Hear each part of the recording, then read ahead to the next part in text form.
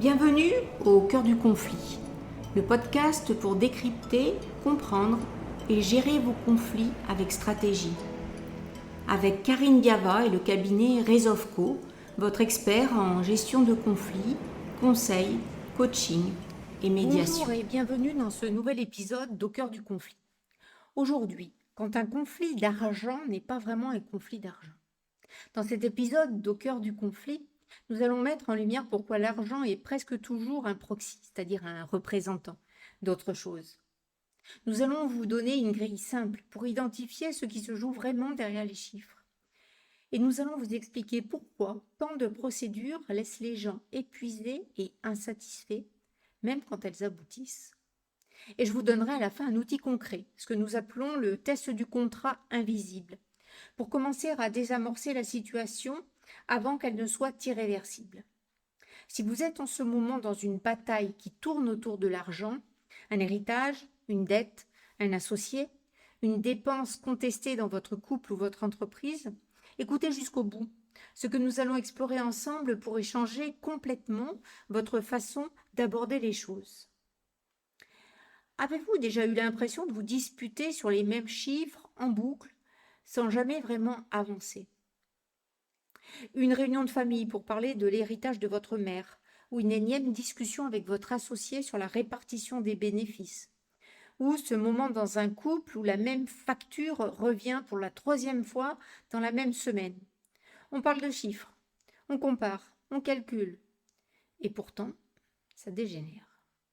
Et vous, est-ce que vous vous êtes déjà dit, au milieu d'une dispute qui tourne autour de l'argent, on ne parle pas vraiment de ça? Eh bien, si cette sensation vous est familière, c'est parce que vous avez raison. L'argent n'est pas seulement un moyen de paiement, c'est un représentant ou un proxy, un langage codé. Dans un conflit, l'argent sert à dire des choses qu'on ne sait pas toujours formuler directement. Des choses sur la sécurité, sur la loyauté, sur le pouvoir, sur la valeur qu'on s'attribue et la valeur qu'on accorde aux autres. Et tant qu'on ne décode pas ce langage-là, on tourne en rond. On se base sur les chiffres, mais les chiffres ne sont pas le problème. Voilà ce qu'on va démêler ensemble aujourd'hui. On va d'abord voir les 5 vrais sujets qui se cachent derrière presque tous les conflits d'argent. Puis on va regarder comment ces conflits s'aggravent et selon quels mécanismes prévisibles. Ensuite, on verra comment changer de niveau d'analyse avec l'outil du contrat invisible. Et on terminera par un exercice concret que vous pourrez faire dès ce soir. Allons-y. Alors, quels sont les 5 vrais sujets derrière une dispute d'argent? Dans notre pratique, nous avons observé quelque chose de remarquable. Quel que soit le type de conflit financier, héritage, associé, couple, indemnisation, les mêmes 5 sujets profonds reviennent, encore et encore. Pas les chiffres, les sujets derrière les chiffres. Nous allons les passer en revue un par un.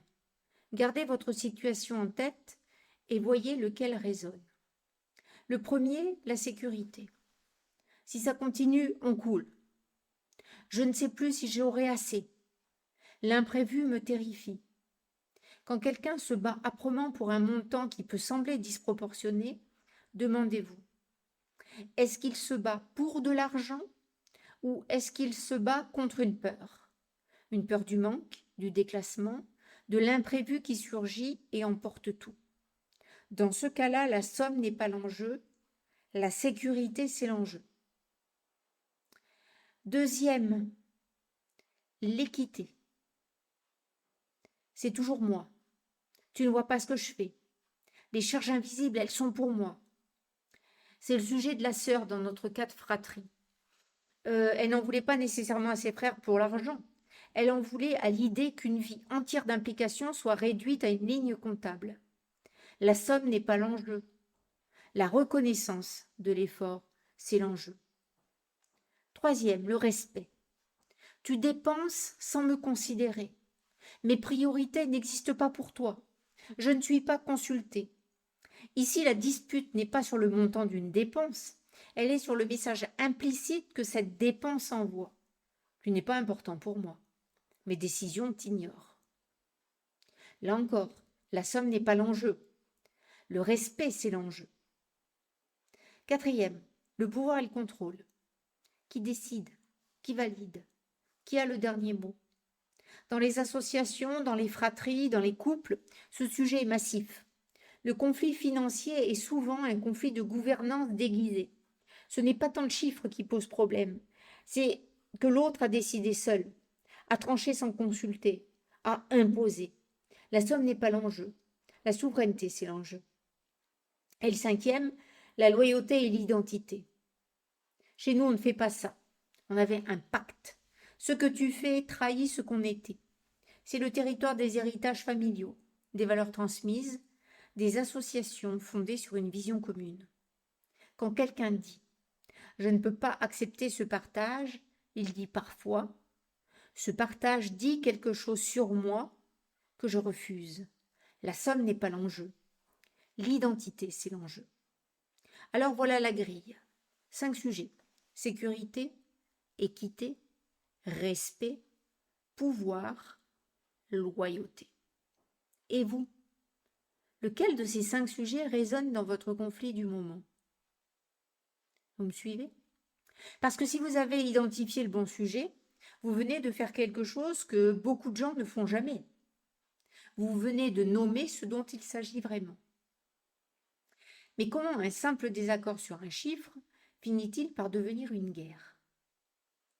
Laissez-moi vous montrer le mécanisme, parce qu'il est prévisible. Et c'est précisément parce qu'il est prévisible qu'on peut l'interrompre. Tenez, voici la séance classique. On la voit chez des cadres, des chefs d'entreprise, des professions libérales, des familles, à chaque fois, presque identiques. Étape 1, le chiffre. Tout commence par le désaccord factuel, un montant, une facture, une répartition. À ce stade, c'est encore rationnel. On pourrait en discuter calmement. Étape 2, l'accusation. Mais le désaccord dure, il revient, il ne se règle pas, et quelque chose bascule. On cesse de parler du chiffre pour parler de l'autre. T'es pas réglo, tu n'as jamais été équitable. C'est exactement comme tu as toujours été. Étape 3, le procès moral. Là, on entre dans le tribunal intérieur. Le conflit financier devient un verdict sur la personne. Tu es radin, tu es irresponsable, tu es profiteur. Ce ne sont plus des faits, ce sont des accusations sur l'identité. Étape 4, la défense. L'autre se ferme, se défend, durcit, contre-attaque, il sort ses preuves à lui, sa propre comptabilité de la relation, et c'est là qu'on arrive à l'étape la plus piégeuse. Étape 5, la comptabilité de la relation. Chacun sort son tableur mental. Tu te souviens, en 2018, tu n'avais pas payé ta part. Et moi, j'ai réglé tout ça en 2020. Est-ce que tu t'en souviens? On ne négocie plus un montant, on négocie des années. On pèse des sacrifices, on tient des comptes vieux de 10 ans.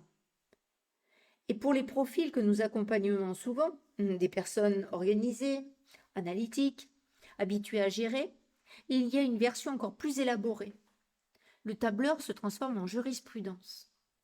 Selon notre accord du « légalement je suis en droit de », la jurisprudence mène à la moralisation. Ce que tu fais n'est pas réglo, tu ne respectes pas nos engagements. La moralisation brise la confiance et la perte de confiance mène à la guerre froide ou à l'avocat. C'est une mécanique, pas une fatalité. Et connaître cette mécanique, c'est avoir la possibilité de l'interrompre avant qu'elle n'aille à son terme. Donc ce qu'on vient de voir, c'est on a un désaccord financier, on a 5 sujets profonds qu'il masque, et on a une mécanique d'escalade prévisible qui transforme un chiffre en guerre d'identité. Alors quelle est la vraie question? Ce n'est pas qui a raison sur le montant, c'est quel contrat implicite a été violé. C'est ici que se trouve l'angle de solution. C'est en général, quand nous accompagnons un conflit financier, nous allons donc essayer de trouver autre chose que les chiffres. Nous commençons par exemple par 2 questions. Première question. Qu'est-ce qui est menacé ici? pas le montant, pas la créance. Ce qui est menacé dans le registre de la sécurité, du respect, du contrôle, de la loyauté ou de l'équité. Deuxième question. Quel contrat implicite a été violé? Parce que derrière presque chaque conflit financier grave, il y a un accord non écrit qui a été rompu. Un pacte que personne n'a signé, mais que tout le monde pensait avoir conclu. On avait tacitement convenu que, je pensais qu'on s'était dit que, j'avais cru comprendre que, et c'est là que tout s'éclaire. Parce que quand on identifie ce contrat implicite brisé, on sort enfin du débat sur les chiffres. On peut parler de ce dont il s'agit vraiment. Et à partir de là, transformer la dispute en quelque chose de navigable, une vraie négociation assistée sur ce qui compte. C'est ce que nous faisons chez Rezovco. Pas seulement trouver un accord sur les chiffres, mais recadrer le conflit sur ce qui est vraiment en jeu et aider à construire un accord qui réponde à ça. Et parfois, une séance de clarification suffit. Si vous vous disputez en boucle sur les mêmes dépenses, sur les mêmes montants, c'est qu'il y a un contrat invisible à remettre à plat. Le chiffre tourne, mais le vrai sujet n'a pas encore été posé sur la table. Pour le rendre concret, revenons sur notre cas. Vous vous souvenez de la fratrie dont on parlait tout à l'heure? La sœur, les deux frères, la maison à partager? Officiellement, un conflit patrimonial. Une valeur, des parts, des modalités. Mais regardons ce qui se jouait vraiment à travers notre grille des 5 sujets. La sœur, équité et reconnaissance. Elle avait porté une charge que le partage comptable ignorait totalement. Elle ne se battait pas pour plus d'argent, elle se battait pour que son implication soit vue. Le premier frère, identité et loyauté. Chaque objection de sa sœur réactivait une blessure ancienne, celle d'être le moins considéré de la fratrie. Il ne répondait pas à l'argument, il répondait à la blessure. Le second frère, sécurité et contrôle. Il avait besoin d'argent rapidement, mais ne pouvait pas le dire. Alors il attaquait. Sa rigidité masquait une peur réelle. Et quel était le contrat implicite violé? Celui-ci, on pensait tous les trois que ce partage allait se faire naturellement, en respectant l'histoire de chacun. Personne ne l'avait dit, personne ne l'avait écrit, mais tout le monde l'avait cru. Et quand la réalité du partage comptable a émergé, ce contrat implicite a explosé. Tant que personne ne l'a nommé, chacun s'est battu pour sa part, sans comprendre que l'autre ne se battait pas pour la même chose. La sœur se battait pour la mémoire, le premier frère se battait pour sa dignité, le second se battait contre sa peur. Et tous croyaient se battre sur le prix du bien. Quand un espace a été créé pour nommer tout ça, quelque chose a changé. Pas immédiatement, pas facilement, mais le conflit a pu se déplacer vers ce qui était vraiment en jeu. Et un accord a pu être trouvé. Pas parfait sur le plan comptable, mais acceptable. Parce qu'il reconnaissait ce que chacun cherchait vraiment. Ça, c'est la vraie transformation. Et le procès dans tout ça, pourquoi ne peut-il pas réparer ce qui compte vraiment? C'est un point essentiel et nous voulons être honnêtes sur ce que le judiciaire peut faire et ce qu'il ne peut pas faire. Un procès peut trancher un désaccord juridique. Il peut fixer des responsabilités. Il peut condamner, ordonner, chiffrer. Mais il ne répare pas l'humiliation. Il ne dissout pas la rancœur. Il ne transforme pas une trahison en compréhension. Il ne restaure pas un lien. Il ne soigne pas la blessure identitaire. Et surtout, il ne peut pas répondre à une attente qui n'a jamais été formulée clairement. Parce que beaucoup de personnes s'engagent dans une procédure avec l'impression d'agir rationnellement. Elles se disent qu'elles veulent juste obtenir ce qui leur est dû. Mais en pratique, leur attente va bien plus loin. Elles veulent être rétablies dans leur dignité. Elles veulent que quelqu'un d'extérieur valide enfin leur version. Elles veulent que la souffrance soit nommée. Elles veulent que les sacrifices soient comptés. Elles demandent au procès une réparation humaine, symbolique émotionnelles, et elles reçoivent une réponse juridique. C'est là que naît la déception. Cette déception particulière de sortir d'un procès, même victorieux, avec l'impression que quelque chose d'essentiel n'a pas été réparé. Et voici la phrase qu'on entend souvent, trop souvent. Si j'avais compris plus tôt ce qui se jouait vraiment, je n'aurais peut-être pas abordé les choses de cette façon. Cela ne veut pas dire qu'il ne faut jamais aller au contentieux. Il y a des situations où c'est nécessaire, légitime, incontournable. Mais il faut savoir ce qu'on lui demande. Et surtout, savoir ce qu'on ne peut pas raisonnablement en attendre. Punchline à retenir. Quand le chiffre devient humiliant, ce n'est plus de la finance, c'est de l'identité. Et l'identité, ça ne se tranche pas, ça se travaille. Alors, comment changer de niveau? Qu'est-ce que le pivot vers le contrat implicite change concrètement? C'est ici qu'on passe du diagnostic à l'action. Nous parlons de ce que nous appelons chez Rezovko le pivot au rendement. C'est un changement de question, un seul, mais il change tout. On cesse de demander sur quel montant peut-on se mettre d'accord et on demande qu'aviez-vous cru signer au-delà des papiers? Cette question, elle touche quelque chose de profond. Dans presque tous les conflits financiers durables, il y a un engagement implicite qui a été pensé, cru, ressenti, mais jamais explicité, jamais verbalisé, jamais mis à plat. Et c'est la violation de cet engagement invisible qui alimente le conflit bien plus que les chiffres mêmes. Alors voici l'outil que nous vous proposons. Le test du contrat invisible. 3 questions. À se poser soi-même d'abord, ou dans un espace de clarification à poser avec l'autre. Première question. Qu'est-ce que vous pensiez avoir gagné en donnant ou en acceptant ça? Pas le montant, le bénéfice implicite que vous attendiez, la contrepartie non formulée. Deuxième question. Qu'est-ce que l'autre vous doit symboliquement, au-delà du chiffre? Reconnaissance? Loyauté? Considération? Équité? Une forme de réparation morale? Troisième question. Quelle réparation minimale rendrait ce sujet clôturable pour vous? Pas idéale, pas parfaite, mais suffisante pour pouvoir passer à autre chose. Ces 3 questions permettent de sortir de la bataille des chiffres. Pas pour ignorer les chiffres, mais pour identifier ce qui permettra vraiment de clore le conflit. Pas seulement sur le papier, mais dans les têtes et dans les relations.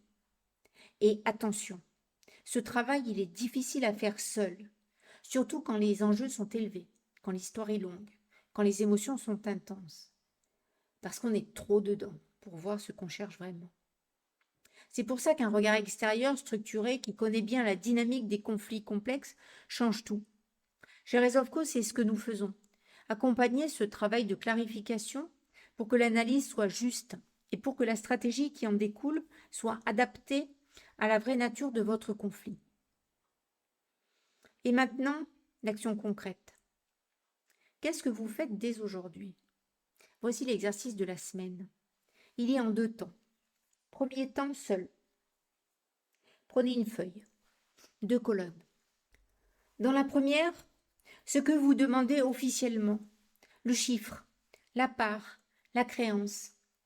Dans la seconde, lequel des 5 sujets est vraiment en jeu? Sécurité, équité, respect, pouvoir, loyauté. Honnêtement, sans filtre. Puis posez-vous les 3 questions du test du contrat invisible. Ce que vous pensiez avoir gagné, ce que l'autre vous doit symboliquement, ce qui rendrait le sujet clôturable. Deuxième temps. Si vous êtes en conflit avec quelqu'un de présent, proposez-lui quelque chose de simple, une seule règle. On arrête de parler du chiffre pendant 10 minutes. On répond chacun à 2 questions. Quand tu fais ça, j'ai peur de quoi? Et j'ai besoin de quoi? Puis seulement après, on revient au montant. Ce n'est pas une thérapie, ce n'est pas une capitulation. C'est une façon de ne pas confondre le symptôme avec la cause. Et souvent, ces 10 minutes changent complètement la suite de la conversation. Une précision importante, ces exercices sont des points de départ, pas des recettes universelles. Selon la profondeur du conflit, selon l'histoire relationnelle, selon ce qui a été brisé, le travail sera différent. Et dans les situations complexes, il nécessite un regard extérieur qui sait où chercher. C'est le sens de l'accompagnement que nous proposons chez Rezovco. Pas un protocole générique, mais une analyse qui correspond à votre situation précise. Pour résumer ce qu'on a exploré ensemble aujourd'hui, on a d'abord vu que l'argent est un proxy, un représentant de sujets plus profonds. Et nous avons nommé les 5 sujets qui se cachent derrière presque tous les conflits financiers. La sécurité, l'équité, le respect, le pouvoir, la loyauté. On a vu la mécanique d'escalade. Comment un désaccord sur un chiffre se transforme en procès moral sur l'identité de l'autre. On a vu que le procès ne peut pas réparer ce qui relève de la dignité, de la reconnaissance ou du lien. Parce qu'une décision n'est pas une réparation. Et on a vu le pivot qui change tout. Passer du chiffre au contrat implicite violé. Identifier ce qu'on pensait avoir signé, au-delà des papiers. La sortie concrète dans les conflits durables, c'est rarement de renégocier 50 micropoints. C'est de réécrire 3 règles claires. Comment on décide l'ensemble, comment on garantit la transparence et qui arbitre quand on est bloqué. 3 règles, pas un règlement de compte. Un conflit d'argent, c'est souvent un conflit de reconnaissance déguisée. Parce qu'un chiffre peut cacher une blessure. Une demande financière peut être une demande de respect. Et une procédure, aussi nécessaire soit-elle dans certains cas, ne pourra jamais réparer à elle seule ce qui déborde le cadre du droit. Quand le chiffre devient humiliant, ce n'est plus de la finance, c'est de l'identité. Alors, avant de vous enfermer dans une bataille de montants et de pourcentages, posez-vous la vraie question. Lequel des 5 sujets est vraiment en jeu? Quel contrat implicite a été brisé? Et quelle réparation minimale permettrait de clore vraiment cette page? Posez-vous aussi la question. Est-ce que finalement, cette demande d'argent, c'est pas que une vengeance? Je vais le faire payer. Mais derrière ça, quelque chose a été rompu, trompé, blessé. Si vous répondez à ces questions-là, si vous vous questionnez, vous n'êtes plus en train de vous battre déjà sur le mauvais terrain. Si vous sentez que votre conflit dépasse le cadre purement financier, que vous vous disputez en boucle sur les mêmes points sans jamais avancer, c'est qu'il y a probablement un contrat invisible à remettre à plat. Et ça, vous n'avez pas à le démêler seul. Chez Rezovco, nous proposons des accompagnements personnalisés en coaching et médiation, conçus pour aller à la racine du conflit, pas seulement sa surface. Pour plus d'informations, www.rezovco.fr. Et si vous avez des questions, des situations dont vous aimeriez qu'on parle dans un prochain épisode, écrivez-nous. Vos questions nourrissent notre réflexion. C'était « Quand l'argent cache autre chose ». Pour aller plus loin, retrouvez la transcription de cet épisode et d'autres ressources sur le site www.rezovco.fr. Merci de votre écoute. À très bientôt et prenez soin de vous. Merci d'avoir écouté cet épisode d'Au cœur du conflit, le podcast qui révèle les angles morts de vos conflits. Pour aller plus loin et débloquer vos situations complexes, retrouvez tous nos accompagnements sur www.rezovco.fr. Rezovco, votre cabinet spécialiste en gestion de conflits, conseils personnalisés, coaching stratégique et médiation pour vos situations professionnelles, familiales et personnelles. Si cet épisode vous a apporté des clés de compréhension et des outils, abonnez-vous et partagez-le. Vos questions et vos situations sont les bienvenues. Au cœur du conflit, un podcast Rezovco.